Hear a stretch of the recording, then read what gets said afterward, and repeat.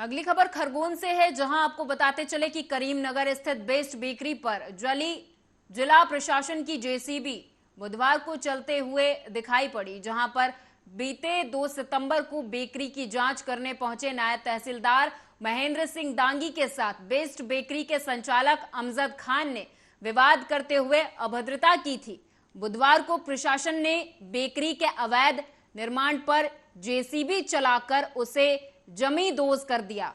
अधिकारी कार्रवाई के लिए दोपहर करीब 1 बजे लाव लश्कर के साथ मौके पर पहुंचे। इस दौरान बेकरी के मजदूरों ने प्रशासन की कार्रवाई का विरोध भी जताया।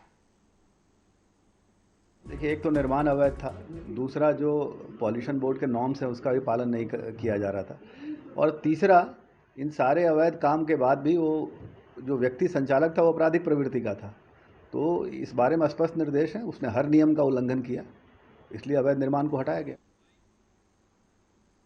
तो वहीं मध्य प्रदेश में सत्ता का नशा अब बीजेपी नेताओं के सिर पर चढ़कर बोल रहा। ताजा मामला देवास का है, जहां बीजेपी के जिला महामंत्री ने आरटीओ को जमकर धमकाया और स्कूल बस पर कार्रवाई करने से रोका।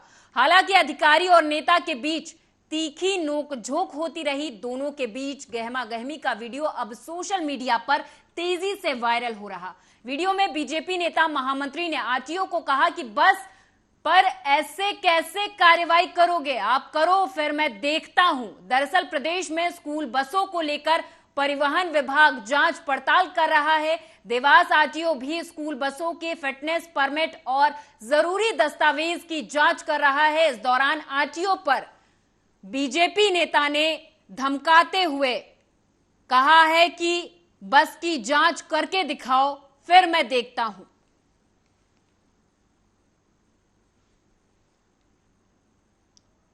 किया है आरटीओ अधिकारी यदि जांच ही करना चाहती तो देवास की प्राइवेट बसों की जांच करें। भारी संख्या में प्राइवेट बसें सिटी में भी फर्राटे से दौड़ती हैं, न तो उनकी स्पीड पे अंकुश है, न उनके फिटनेस चेक किए जाते हैं। आज स्कूलों की चेकिंग निश्चित रूप से बच्चों की सुरक्षा के भाव को लेकर यदि चेकिंग होती तो हम भी उसमें सहयोगी बनते हैं, लेकिन जिस प्रकार से छोटी छोटी चीज़ों को लेकर पीयूसी का सर्टिफिकेट नहीं है पॉल्यूशन बोर्ड का, तो उसको लेकर उन्होंने यहाँ पर चालान बनाने की बात की। मैंने उनको बताया है कि बाकी सब चीज़ें यदि पीयूसी का सर्टिफिकेट नहीं है तो उसको हम बनवा लेंगे, लेकिन उन्होंने यहाँ भी उस चीज़ के लिए जिद की कि मैं फिटनेस निरस्त कर दूँगी, फलाना कर दूँगी। मैंने उनको याद दिलाया कि आप यदि इतना ही करना चाहती हैं तो देवास के प्राइवेट बसें जितनी देवास में चल रही हैं आप साथ में चल के चेकिंग कर लीजिए, कितनी बसों का फिटनेस और कितनी बसें आपके क्राइटेरिया में जो आपने बना रखा है उसके अंतर्गत आती हैं। उसका उनके पास कोई जवाब नहीं था। निश्चित रूप से एक फर्जीवाड़ा है। पैसे यदि इनको दे दिए जाएँ, इनके बाबुओं के माध्यम से लगातार वसूली का काम कर रही, भारतीय जनता पार्टी की सरकार को बदनाम करने का काम कर रही।